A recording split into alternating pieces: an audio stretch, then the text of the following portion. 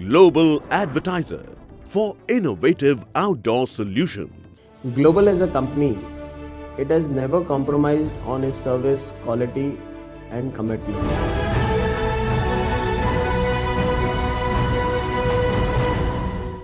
15 साल से पति दुबई में, पत्नी मायके में, घर से क्या बेघर, ससुराल ने दी पीड़ा, पति घर बैठा साली से प्यार।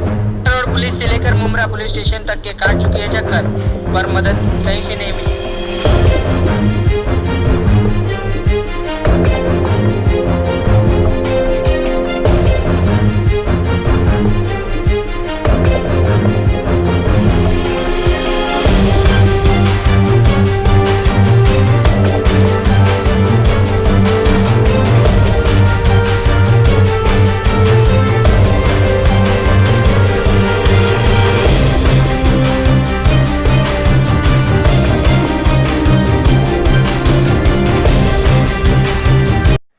सबसे पहले आपका मेरे को नाम बताइए। मेरा नाम शाहिदा वसीम खान है। शाहिदा, क्या हुआ है, कुछ क्या परेशानी है आपको? मैं 4 महीने से परेशान हुई, लॉकडाउन हुए जब से, लॉकडाउन से मैं परेशान हूँ।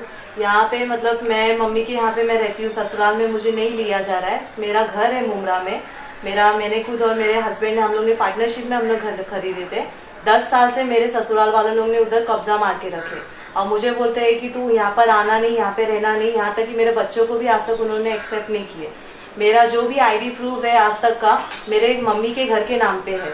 मुझे अभी तक के ससुराल में मतलब एज अ बहू मुझे आज तक के लोग ने एक्सेप्ट नहीं किए, ना ही उनके आईडी प्रूफ पे, और मेरे बच्चों का राशन कार्ड पे भी उनका नाम नहीं है ससुराल की तरफ से। शायद अगर बात करें, जैसे तुमने बताया कि मेरा और मेरे पति का पार्टनरशिप में, तो ये क्या प्रूफ क्या आपके पास, क्या आपके साथ पार्टनरशिप में? जी, मेरे पास में पेपर है, ये घर के और पेपर है, और इसका जो सेल्स एग्रीमेंट है ये मेरी सास ने आके मुझसे लेके गई है 1 साल पहले, और बोलती है कि ये मेरे पास में रहेगा, मेरे बेटे का घर है, तूने तेरे बाप के घर से लाई थी क्या, ऐसे करके मुझे मतलब टॉर्चर करते रहते, हमेशा बोलते रहते। ये देखिए, ये मेरा इसका पेपर है, ये पावर ऑफ अटर्नी है। तो वो बोलती है कि मेरी सास और मेरे ससुरे मुझे बोलते हैं कि तेरे बाप के घर से लाई थी क्या, जा बोले 5 लाख रुपए कैश लेकर आ, तो हम तेरे को ये घर में आने देंगे और रहने देंगे, और तेरे को रहना है तो हमारे हिसाब से तेरे को रहना पड़ेगा, हमारा बेटा अभी आपको पैसा नहीं भेजेगा, हम आपका वो जो भी करना है करेंगे, और तुझे एक कोने में रहना पड़ेगा। शायद अगर बात करें एग्रीमेंट है तुम्हारे पास, तो तुम जब सोसाइटी में गई तो सोसाइटी वाले का क्या रिएक्शन था? सोसाइटी वाला तो बोलता है कि मैं आपको जानता ही नहीं हूँ, आप घर के ओनर हो, मुझे तो पता ही नहीं है, अगर ये आपका भी घर है और आपके हस्बैंड का भी घर है, तो ये आपको यहाँ पे रहना है तो रहो, नहीं रहना है तो मत रहो, लेकिन बोले ये आपके सास ससुर यहाँ पर रहेंगे, लेकिन आपको नहीं रहना, आप निकलो यहाँ से करके, ऐसे सोसाइटी वाले बोल के पूरी बिल्डिंग वाले मेरे आंग पे और मेरी सिस्टर्स के आंग पे, मेरी और एक सिस्टर थी, हम तीनों गए थे वहाँ पे, और मेरा जीजा था, हम चारों को घर से मतलब धक्के मार मार के उन लोग ने निकाल दिए बाहर।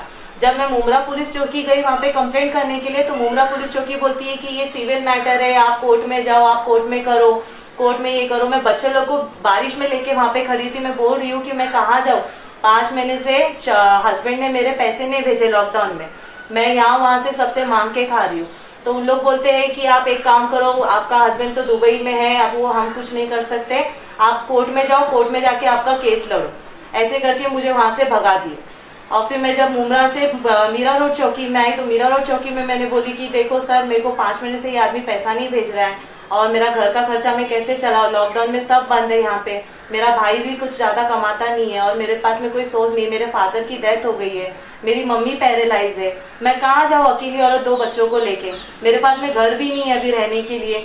अभी लोग मेरे को ऐसा रास्ते पे लाके छोड़ दिए, वो आदमी भी मुझे 5 महीने से खर्चा नहीं दे रहा है। दुबई का 11,000 दिरहम वो कमाता है, इंडिया का 2,30,000 होता है, लेकिन वो मुझे 1 रुपया भी उसने ये लॉकडाउन के टाइम पे भी नहीं भेजा, ना रमजान ईद में भेजा, ना बकरा ईद में भेजा उसने अभी तक, ना एक फोन करके वो छोटे बच्चे, मेरे वो छोटे बच्चों के बारे में तक फोन करके उसने मेरे को अभी तक पूछा नहीं है। और पहले जब फोन करता था तो लंगी लंगी गाली देता है, मुझे बोलता है कि एक काम कर, तू धंधा करके तेरे बच्चों को पाल, मैं अभी तेरे बच्चों को संभालने वाला नहीं हूँ, तो एक जैसा तेरे बच्चे पालना है तू पाल ले। उनका फोटोज है मेरे पास में, मेरी सास का भी है, ये देखिए, ये सोसाइटी नहीं, ये मेरी छोटी ननंद है, ये छोटी ननंद है, ये इस टाइम पे फोटो निकाली गई जब उन लोग ने हमला किए थे, ये तब की फोटो मैंने उनकी निकाली हूँ।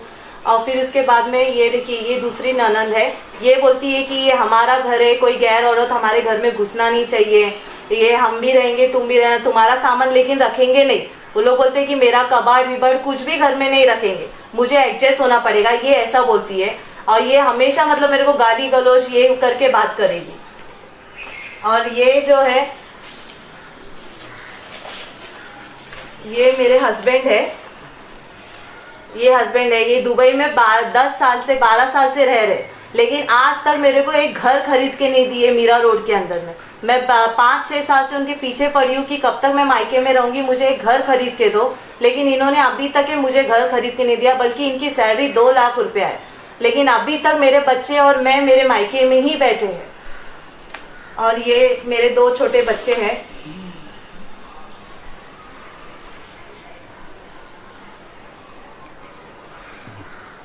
ये वो सोसाइटी वाला है जिसने मेरे पर मतलब आंख पे आने की कोशिश किया मेरे तीनों बहनों को, और बोलता है कि तुम सोसाइटी के हो नहीं हो मुझे पता नहीं है, बल्कि सोसाइटी का मेरा इसने ही रजिस्टर करके दिया है और सोसाइटी का बिल भी मेरे नाम पे ही आता है। यहाँ तक कि टैक्स पावती जो होती है वो भी मेरे नाम पे ही आती है, मेरे हस्बैंड के नाम पे नहीं आती, मेरे नाम पे आती है। तो भी ये मुझे बोलता है कि आपका रहने का कोई हक नहीं है, आप लोग एक काम करो, घर को 2 टुकड़े में बेच दो, तुमको आधा जाएगा और मेरे ससुराल वालों को आधा जाएगा। मेरे ससुराल वालों को अगर आधा जाएगा तो फिर मेरे बच्चों को क्या मिलेगा? मेरे बच्चे कहाँ रहेंगे? सर रोड पे रहेंगे मेरे बच्चे। उनको तो बेचारे लोग को अभी तक के दादी दादा क्या है ये नहीं पता, यहाँ तक कि बाप भी कभी आया नहीं है। 12 साल में आता है, 2 महीना रहता है, चला जाता है, और कभी आज तक है ना उन लोगों को देखने बराबर आया, ना स्कूल का एडमिशन करने आया, ना लोग हॉस्पिटल में आया। डिलीवरी के टाइम पे भी वो डिलीवरी में भी मेरे नहीं आया, मैं अकेली डिलीवरी में रह के अकेली डिलीवरी करी। कोई मेरा ससुराल वाला भी मेरे डिलीवरी के टाइम पे मेरे साथ में नहीं आया। अच्छा शायदा अभी तुम क्या चाहते हो? पुलिस प्रशासन मैं सास है, हाँ ये मेरी सासू माँ है। ये ज्यादा मतलब ये क्यों मुझे पसंद नहीं करते, क्योंकि मैंने लव मैरिज करी, बल्कि इनकी चारों बेटियों ने घर में लव मैरिज करे, और मगर ये मेरी लव मैरिज एक्सेप्ट नहीं करी, लेकिन अपने बेटे को एक्सेप्ट कर लिया, मगर बहू और पोता पोती को अभी तक एक्सेप्ट नहीं किया। आज मेरी शादी को 12 साल हो गए, मेरे बच्चा एक 9 साल का हो गया, लेकिन अभी तक इन्होंने मेरे को एक्सेप्ट नहीं किया।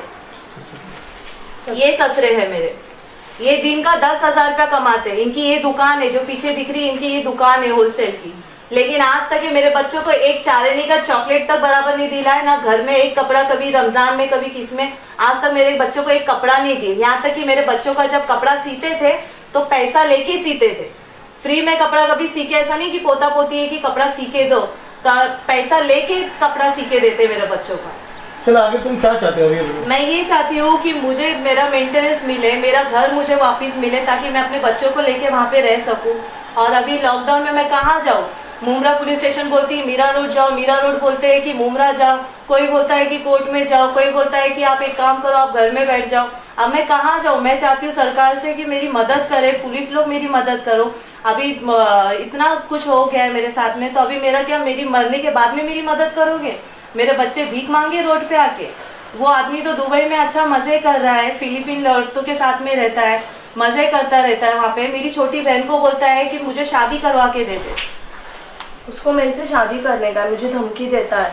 अभी जस्ट दिसंबर में वो आया था तो कह रहा था कि मुझे तेरे से शादी करने की, तो मेरे साथ दुबई चल, मेरे पास बहुत सारा पैसा है, तेरी बहन को रहने दे यहीं पे मामी के घर पे, उसको 2 बच्चों के साथ, मेरे पास बहुत सारा पैसा, मैं तुझे दुबई घुमाऊंगा। और इधर उधर टच करते रहता है, घर पे आके रहता है, तो मैं सोती हूँ तो मुझे झाँकते रहता है मैं सो रही हूँ भी या नहीं, और कहता है कि गंदी गंदी बातें कहता है मुझे। एक्चुअली मुझे पीसीओडी भी है, तो वो भी उस बारे में भी कह रहा था, वो गंदी हरकत करने का कह रहा है मुझे। तो अभी तुम भी क्या चाहती हो ये बारे में? मैं चाहती हूँ कि उसके ऊपर एक्शन जल्द से जल्द हो, प्लीज उसके ऊपर एफआईआर होना चाहिए। वो ऐसे कैसे मेरे घर में आके मेरी बहन के साथ में ऐसी हरकत कर सकता है? उसको शर्म नहीं आती? उसकी भी 3-4 बहनें हैं, और ऐसा दाढ़ी रखा हुआ है, दाढ़ी रख के इस्लाम में ऐसा करता है। इस्लाम में हमारे तो ऐसा है कि जब तक बीवी जिंदा है तब तक साली से शादी नहीं कर सकते, लेकिन ये साली से शादी करने के लिए तैयार हो गया और साली को गंदी नजर से देखता है। कितना बेशरम इंसान है ये। बाहर फिर वो क्या क्या करता है, ये कितना सब कुछ करता है। कहाँ कंप्लेंट की है, लेटर डाली तुमने? मैंने देखिए, मैंने ना पुलिस चौकी में, मीरा रोड पुलिस चौकी में कंप्लेंट डाली हूँ। ये देखिए, ये तो मुमरा का है। ये देखिए मुमरा में 2 कंप्लेंट मैंने डाली हूँ सास ससुर के नाम पे, जब उन्होंने मेरे को घर में नहीं लिए थे। और ये भी कंप्लेंट है।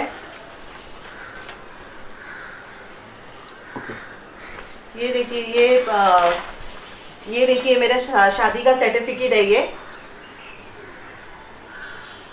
ओके। हाँ, ये निकाह नामा है मेरा। ओके। ये मीरा रोड चौकी का।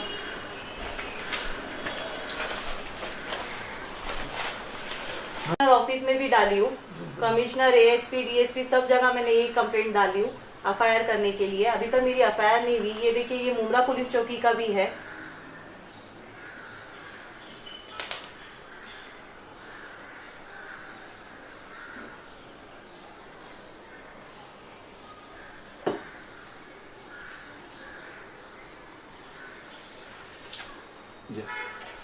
मुमरा पुलिस चौकी मेरा कुछ भी साथ नहीं दे रही है, बल्कि मैं महिला रह के मुझे वहाँ पे मुझे भगाया जाता है। मेरा घर मेरा रह के, मैं ओनर वहाँ की रह के मुझे भगाया जा रहा है। और बल्कि मेरे ससुराल वालों लोग का वर्ली में, प्रेमनगर में उनका खुद का घर है, वहाँ पे 15,000 रुपया रेंट आता है। मुमरा में मेरे हस्बैंड ने उनको दुकान लेके दी है, वहाँ पे उनका 4,000 रुपया भाड़ा आता है। बल्कि इतना सब उनके पास में आने के बावजूद भी वो मेरे घर में बैठे और मुझे मायके में बिठाए। और मेरे हस्बैंड 2 लाख रुपए महीने का कमाते हैं। अभी लॉकडाउन में वो आदमी ने मुझे छोड़ दिया, मैं अभी बच्चों को लेके जाऊँगा। मेरी सरकार से विनती है, प्लीज मेरी साथ दो, मेरा सहायता करो। वो आदमी दुबई में बैठा है, तो इसका मतलब हमारा इंडिया, हमारा भारत कुछ नहीं कर सकता इसके लिए। मैं इंडिया से, मैं अपने मोदी जी से मैं बोलती हूँ कि आपने तो कहा था कि महिला की सुरक्षा करना है, महिला की रक्षा करना है, तो आप अभी मोदी जी प्लीज बोलिए, मैं अभी कहाँ जाऊँ।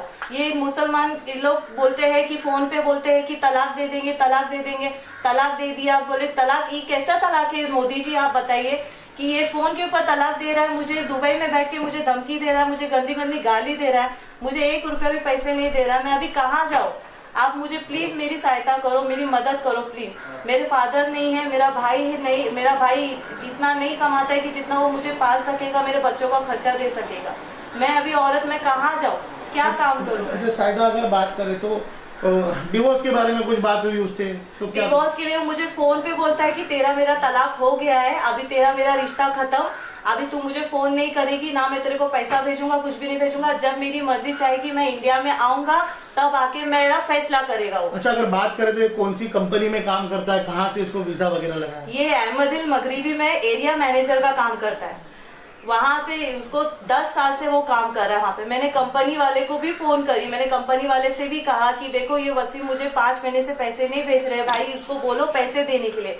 लेकिन वहाँ की कंपनी मेरा बिल्कुल साथ नहीं देती है, वो भी मेरे को बिल्कुल सुन नहीं रहे। उन लोग रिप्लाई ही नहीं देते मेरे को। मैं व्हाट्सएप पे कितने उनको मैसेज करी हूँ, मगर वो रिप्लाई ही नहीं दे रहे मुझे। ओके। मुंबई रफ्तार न्यूज़ की खबरें पसंद आने पर हमारे YouTube चैनल को सब्सक्राइब करें और लाइक करें।